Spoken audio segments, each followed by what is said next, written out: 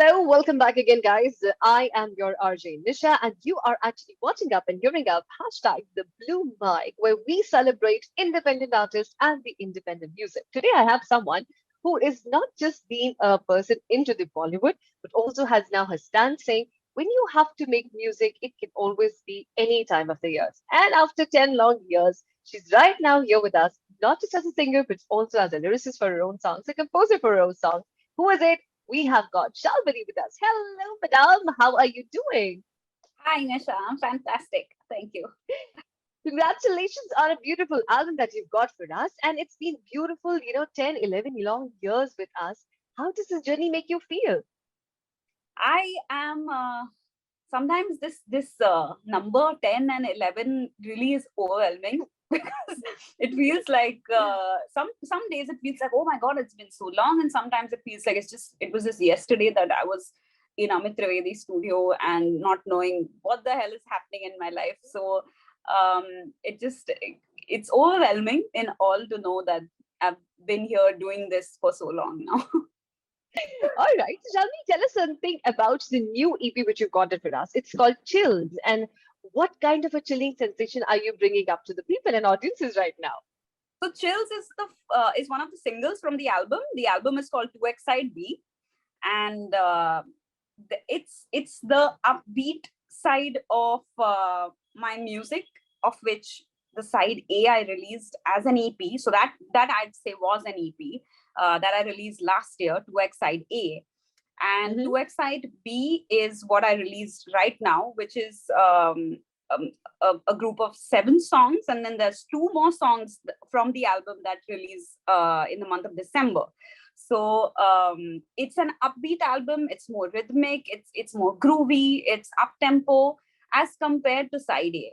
And it was never supposed to be 2 albums as such. But when we started working in 2020 on the album, we realized that there's um, 2 different groups in which we can actually, section them Mm-hmm. in a way that the first one is more easy listening to XIDA. And that went down very differently than how this is being received now, because there's an audience for all kinds of music. I truly believe that now. The audience Absolutely. may be big or small or scattered, niche, whatever you want to call it, but there is an audience. And there are some people who like to have music happening in the background while they have, a conversation, or or just go about their day, while others listen to music very, very actively. They want to drive to music, they want to dance to music. And I think side B is the kind of music that you move to, you listen to, and you groove with, and you enjoy as a group, is my understanding of the music. Absolutely. The excitement which I can actually feel right now from you coming up is something extraordinary. So I'm supposingly assuming this that the album which you brought for us is also going to be something which is very surprised with elements and your voice textures, of course. Because you're one of those versatile singers, I must say, who's got a beautiful range also, and who has got everything within her. You've got sensuousness there, you've got the classical touch with you, you've got all the huskiness in the voice, everything all together, a fab voice you have. So when you were actually thinking about getting out these songs and like making up this album, what was the genre what you were thinking about? Like you wanted to target up a specific audience or getting a different version of yourself completely? Or was it like what people have been hearing you wanted to give up a niche elements to that and say that, okay, fine, this is what I do the best? So, Nisha, what I really wanted to do first was just do my independent music, which I hadn't done for the last 10 years of doing primarily Bollywood and other film music. And my heart was aching to want to do independent music, original Mm-hmm. music that I had written, that had come from experiences that were mine. So I didn't so much look at the kind of genre that they would fall into or the kind of audiences they would cater to. All I knew is that I wanted to pen these words and I wanted to put my own tunes to it, and I wanted to release music that was absolutely authentic to me. It so happens that it is in the R&B pop, R&B soul genre, and so be it. I mean, tomorrow I might write something that is way different than what I released today, and maybe that's the pulse of that day. Um, Hmm. and for that matter, I feel like grouping things into genres is a very restricting thing, because often you're asked, so what is your, in Indian classical, they would ask you, what is your gharana? And here you would be asked, what is your genre? What's the genre you perform? And it might lean on one side, but it needn't be there all the time. So while I True. feel like my voice sometimes I feel like has a very big pop quality, but I don't want that to be the forerunner of the kind of music that I do, So I'm very happy to say that once we finished doing all the 9 songs is when we realized, or we were told that, hey, this sounds like an contemporary R&B album. Okay, great. That's what it is then. That's how it happened. Yes. So what was the thought of you when you were actually penning down the first song of yours? Like, as you said, it's a long time that you had to speak out your heart to. What was that emotion that actually brought you back that no, you need to pen down a song also? Now Shalmali is not just going to be a singer, but she's going to be a person who's a lyricist also now. She writes her own songs, she's going to make her own songs, that you are going to be one of an all-rounder now completely. So how was that thought process? So, as much as I really always thought that being a musician, like choosing to do music, was always to write your own songs. That's the idea that I think I grew up with. Mm-hmm. And when I didn't do it for the first 8 to 10 years of my career, I felt like, do I even have it in me to write my own songs? Am I Okay. capable of doing it? So I started second guessing myself a lot in the initial phase where I was writing a lot, but I just wasn't confident enough to release it. In 2018, I went to the Berklee School of Music for a 5-week program, a summer program, and I got picked into the songwriter showcase to perform one of my songs that is in 2X side A, called Love You Double. Mm-hmm. Um, it's there that the validation of my peers and my professors and teachers saying that, hey, you write well, you should do more of this. What are the other songs that you've written? And I was like, really? Am I good at this? Can I do it? But I feel like somewhere everybody needs that validation. This was Yes. a good 8-9 years into my career of professionally doing music that I still sought that validation from someone else saying, hey, you can write music. So I think when I started writing down words with more conviction, they flowed more easily. That there were a lot of songs that I'd half written because I felt Okay. like I didn't know how to finish them. Um, Loco Moco, which is a song in 2X side B, was half written when I came back from Berklee, and I could finish that. Even Uncool from 2X side A was a song that I'd written at the same time on that same trip that I was writing Loco Moco on, but I could never finish it. But with certain tools that I learned of songwriting, of how to approach a song or an idea at Berklee, and just in general by reading up, I realized that there were ways in which uh, you could start and finish a song successfully, and that confidence that I was lacking at the time, I think that period in my life is very, very consequential to me because it gave me a lot of confidence to write. Wow. That this is something which is very true from you, that even if we are doing certain things for a very long time, there is a time in our life where we really need that reassurance from person saying that you are good at it. And if Yeah. you get that backing at the right time, you definitely have something great to do. So, Shalmini, if you could actually just hum that beautiful song what you have written for us and just let us know and let the audiences have a catch in the cool of it, that how does it sound? Sure. I'll do Chills since you mentioned it first, which is the single that I released from the album first. You give me chills. You're walking out of the bathroom with such a thrill. The tower right under your navel, I'm in Brazil. Tropical beach and carnival, say what you will. Got me fixed on you. You, you, you got me fixed on you. You, you, yeah. Look at that jawline. Who wouldn't fall in line? You got my heart. I'm in your car, falling apart here in front of you. Mm.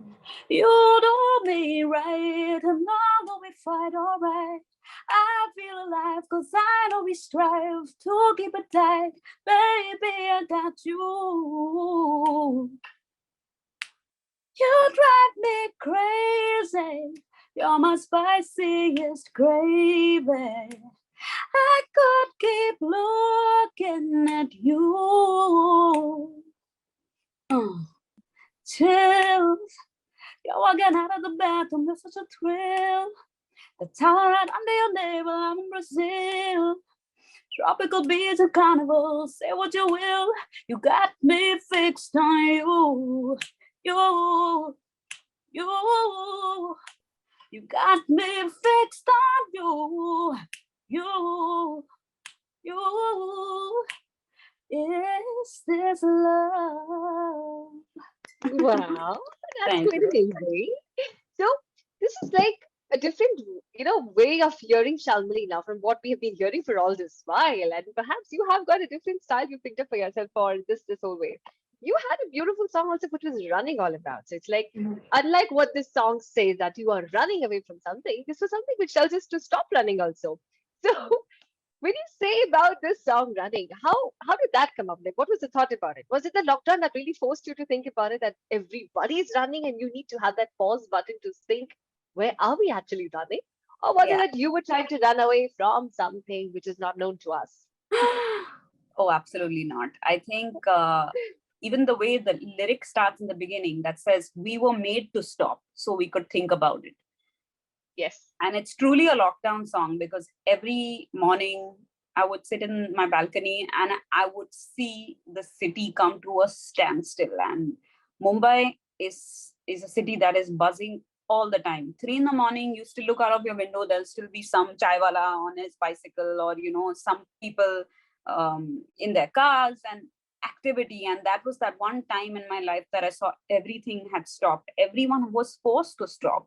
So that really made me reflect on my own life. I think I was at a pace that was unhealthy, and I feel like to a great extent your surroundings make you function at that pace, Mm-hmm. and you feel like you're helpless, in the hands of everything.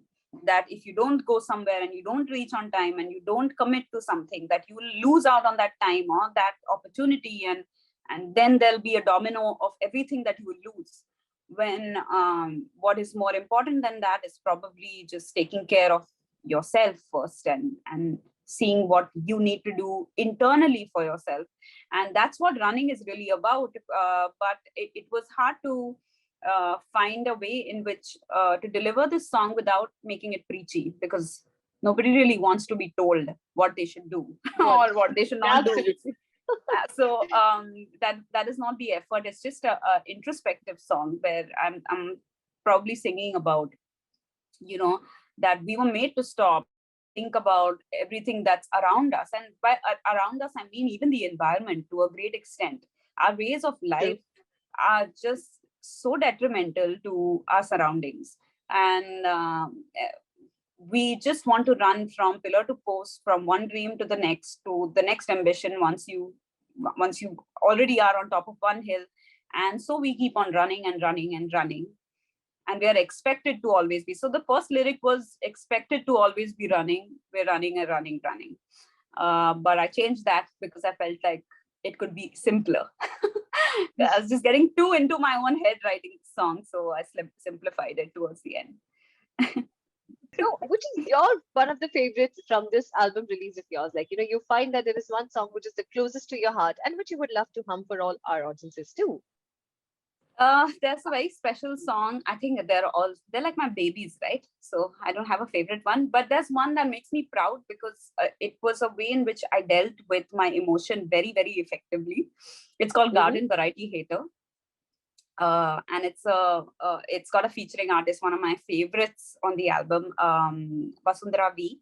She sings this with me, and I was at a very, very low because of some comments that were coming in on my social media, and a lot of hate in general. And I'm a lightweight like that. I get affected very easily. I still haven't understood how to deal with it.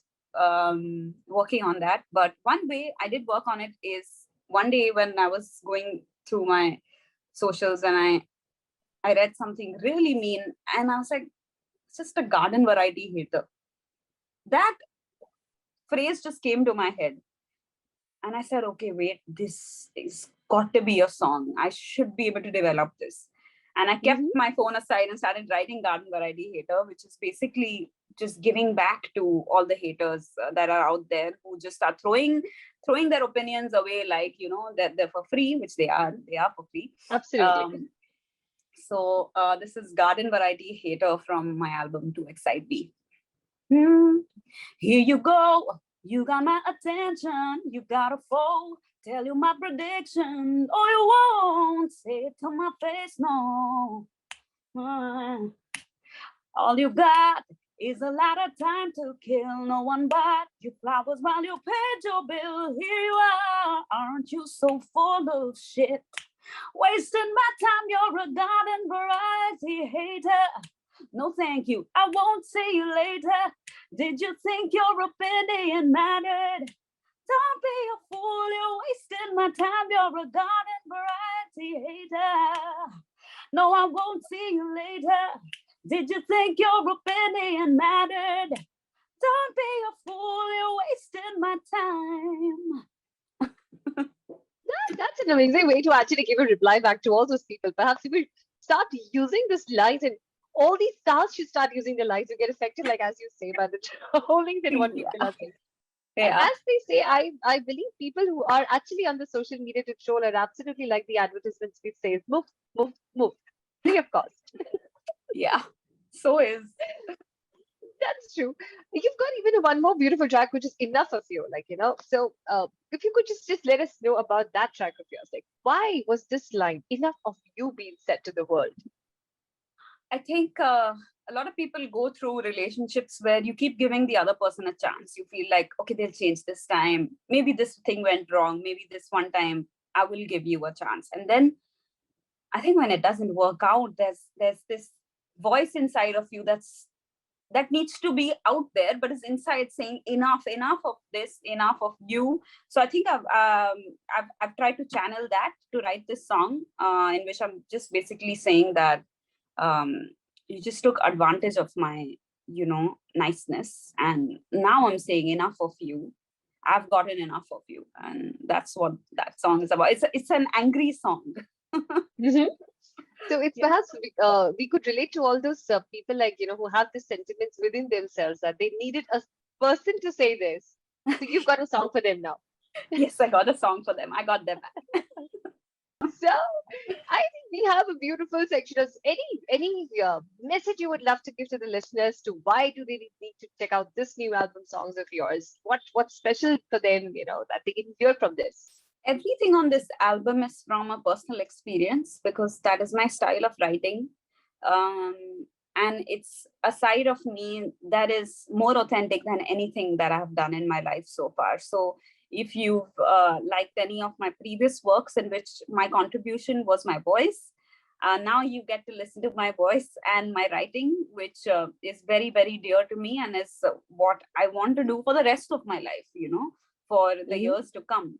This is what I'm going to be indulging in the most. So I'm really grateful for the last so many years of being here and getting all this love and a platform to even be doing this today. And I hope that these listeners, and I don't like to call them fans, for some reason. Yeah, I absolutely. I think they're listeners and they can call themselves fans, but I don't want to call them fans. So I think my whoever listens to my music, enjoys listening to my music, will continue on this journey with me. So, if you had to give a tip to all those people who actually are wanting to become the independent artist, what would you love to give? I think independent music gives you the liberty to truly write what you want to write. So Okay. don't let what song will work, what the world is doing, what would be the smart thing for me to do, govern your music. Because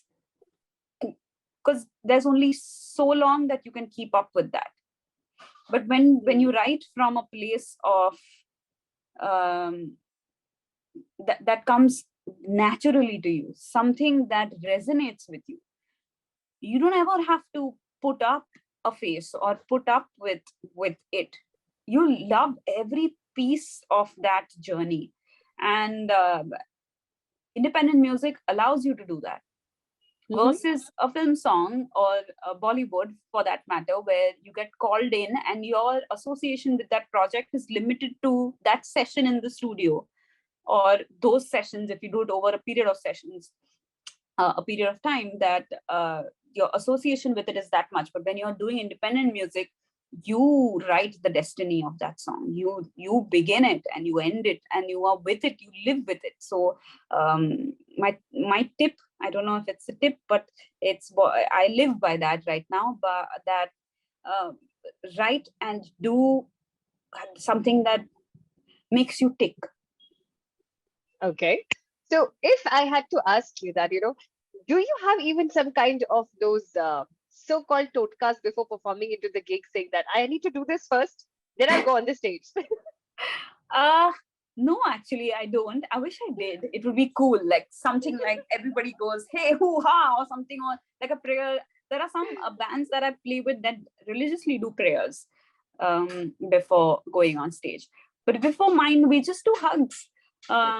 We just hug each other and saying, "Let's do this. Let's kill it," or let's just hype each other up. Basically, just go in with the right intention, no matter what. Some days are difficult for one person or Mhm. the other. Something happened at home with their partners or whatever else, but we have to leave all that behind before going on stage and just be there in that moment. And that can be difficult for some on some days, but then with that hug you feel like, okay, that is another part of me, this is another me, I have to do this now. So So, I think I've been knowing much about you, Shalmali, but with that, I would have one more request is like, before we actually depart from each other on this conversations, one beautiful song of yours which you would love to sing for all our audiences again.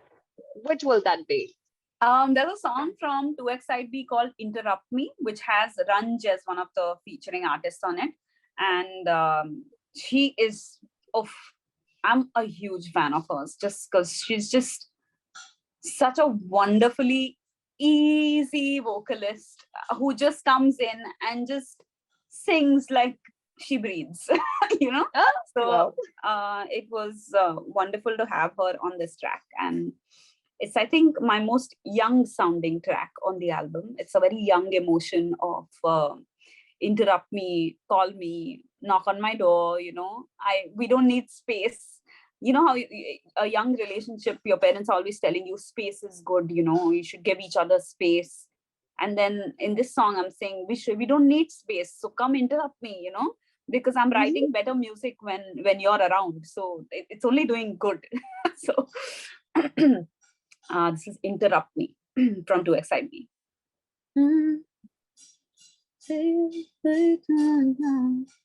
I see that you're way too mature. Wish you'd give me more of you. Sweet boy, I can balance it just fine. Just like a man of cheese and wine. But you say you should go so I can do more with my time. But I would be lying if I said I wrote any more than a line. 'Cause I've been on fire. More that I see you, the better the rhymes. So stay on a while. You walking out of it feels like a crime. Interrupt me. Knock on my door. Come interrupt me. Call me anytime. Just interrupt me. We need no space. Come interrupt me. Interrupt me. Yeah, but amazing, amazing. And I perhaps believe that after this song, we're going to be interrupting in every interval and saying, you need to check out this song.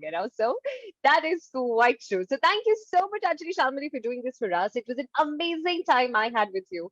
And honestly, if I had to tell you, whenever I used to hear your song, I used to always say that I need to talk to this person once. And I did it today. So I'm quite glad.